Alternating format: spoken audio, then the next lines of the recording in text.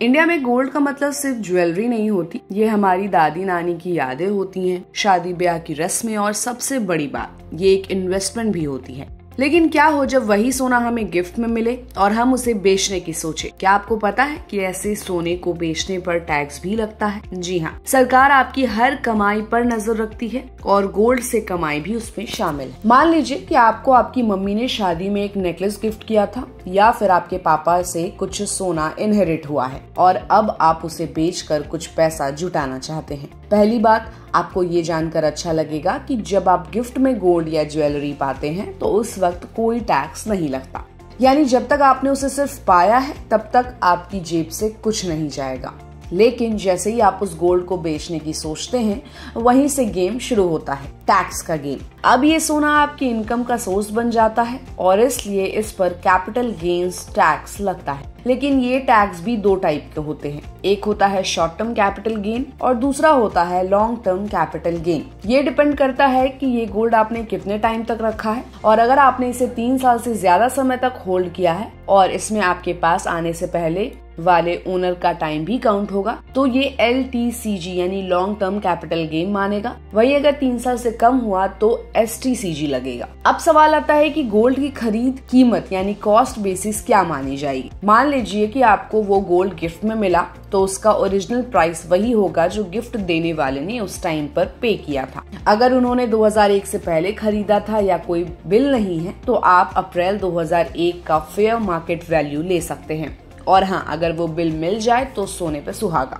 अब LTCG tax में एक बड़ी राहत मिली है, इंडेक्शन बेनिफिट। इसका मतलब ये है कि महंगाई को ध्यान में रखते हुए आपकी गोल्ड की कीमत को एडजस्ट किया जाता है ताकि टैक्स ज्यादा ना देना पड़े। इसे करने के लिए कॉस्ट इन्फ्लेशन इंडेक्स यूज होता है। एक सिंपल एग्जांपल है, अगर आपके पापा ने 2008 में 2 लाख का गोल्ड खरीदा था और आप आज उसे 6 लाख में बेचते हैं तो इंडेक्सेशन के बाद आपकी कॉस्ट 5 लाख के आसपास मानी जाएगी। अब इस 1 लाख की प्रॉफिट पर ही 20% LTCG टैक्स लगेगा, यानी 20,000 के आसपास। इससे टैक्स कम हो जाता है। अब अगर आपने 3 साल से कम समय में गोल्ड बेच दिया तो STCG लागू होता है और उसका प्रॉफिट आपकी नॉर्मल इनकम में जुड़ जाता है। इसका मतलब जो भी आपकी इनकम टैक्स स्लैब है 5%, 20% या 30%, उसी के हिसाब से टैक्स देना पड़ेगा। यानी अगर आपकी इनकम ज्यादा है तो टैक्स का झटका भी ज्यादा लगेगा। और हाँ, एक बात तो पक्की है कि डॉक्यूमेंटेशन बहुत जरूरी है।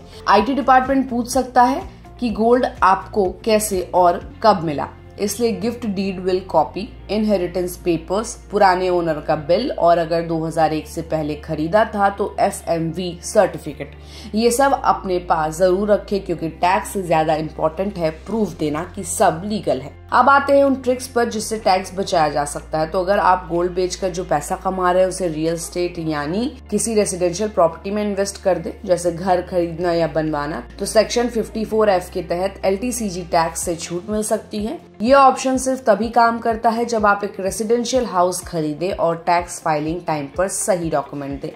एक और स्मार्ट आइडिया है, अगर आपको कैश की जरूरत है लेकिन 3 साल पूरे नहीं हुए हैं तो गोल्ड लोन ले लीजिए, इससे टैक्स नहीं लगेगा और आपको पैसे भी मिल जाएंगे। फिर जब 3 साल पूरे हो जाए तब बेचने पर LTCG का फायदा उठा सकते हैं। तो अब अगली बार जब आप अपने इनहेरिटेड या गिफ्टेड गोल्ड को बेचने की सोचे तो ये बात ध्यान में रखें कि टैक्स का खेल आसान है अगर आपको गेम के रूल्स पता है। गिफ्ट मिलने पर खुश रहिए लेकिन बेचने से पहले समझदारी से काम लीजिए, डॉक्यूमेंट संभालिए, टैक्स कैलकुलेट कीजिए और अगर पॉसिबल हो तो टैक्स सेविंग ऑप्शन जरूर यूज कीजिए।